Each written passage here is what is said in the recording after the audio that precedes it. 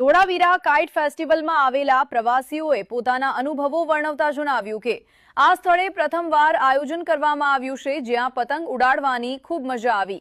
ખાસ પ્રવાસીઓએ કચ્છની પ્રકૃતિની પણ મજા માણી હતી। મારું નામ દિયા શર્મા છે। હું અહીંયાથી જ આવી છું, ગામમાંથી જ, અહીંયા સાઈડમાંથી જ। પણ મને આ કાઇટ ફેસ્ટિવલ ખૂબ જ ગમી રહ્યું છે। તમે પણ આવો અને આ કાઇટ ફેસ્ટિવલ એન્જોય કરો। અહીંયા કને જેટલા પણ કાઇટ છે બધા જ અલગ અલગ છે।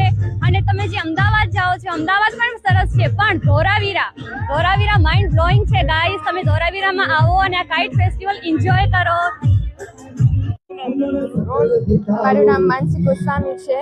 અમે નખત્રાણા તાલુકાથી 200 કિલોમીટર જેટલું દૂર થાય ત્યાંથી અમે અહીંયા ધોળાવીરા કાઇટ ફેસ્ટિવલ માટે આવેલા છીએ। અને આ આંતરરાષ્ટ્રીય પતંગ મહોત્સવમાં વિદેશી લોકો જે અહીંયા આવ્યા છે અને જે પ્રેઝન્ટેશન કર્યું છે તે ખૂબ સરસ છે।